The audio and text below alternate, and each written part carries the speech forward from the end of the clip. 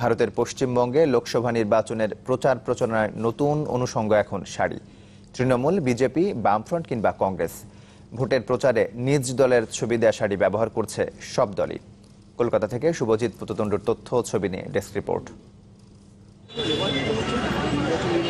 ভারতে এবার লোকসভা নির্বাচন হবে 7 দফায়। এতে কলকাতায় ভোটের বাকি আর মাত্র কয়েকদিন, তাই প্রচারে থেমে নেই রাজনৈতিক দলগুলো। দেয়াল লিখন আর পোস্টারের পাশাপাশি বাড়তি উন্মাদনা আনছে ভোটের sari. Art silk, crepe, Chanderi ও সুতিতে তৈরি শাড়ির কোনোটিতে তৃণমূল, কোনোটিতে বিজেপির প্রতীক আঁকা। দোকানিরা বলছেন, প্রথমে 200 পিস শাড়ি করার পর সব বিক্রি হয়ে গেছে, এখন চলছে আগাম অর্ডার নেয়ার পালা। আগামী সপ্তাহ থেকে বামফ্রন্ট আর কংগ্রেসের প্রতীক আঁকা শাড়িও চলে আসবে বাজারে।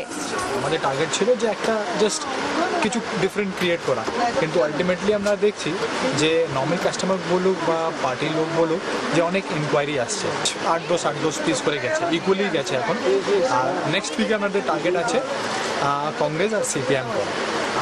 এখন আপাতত বিজেপি, টিএমসি চলছে, এরপরে সিপিএম, কংগ্রেস সবই শাড়ি আসতে থাকবে। সবাই খোঁজ করছে, ভাই সিপিএম এসছে, কেউ বলছে কংগ্রেসে এসছে, জিজ্ঞেস করছে সব নিজের পার্টি। ভালোই, এটা একটা ডিফারেন্ট টেস্ট, ডিফারেন্ট ভাবে ওনারা অ্যাপ্লাই করছে, ডিফারেন্ট কিছু অ্যাপ্লাই করছে পাবলিকের কাছে। ভালোই, এটা একটু ব্যতিক্রম চিন্তা আমার কাছে মনে হচ্ছে। নকশা আর কাপড় অনুযায়ী বিভিন্ন দামে বিক্রি হচ্ছে শাড়ি। সর্বনিম্ন সুতি 565 টাকা থেকে শুরু করে সর্বোচ্চ 1200 টাকায় মিলবে ক্রেপের শাড়ি।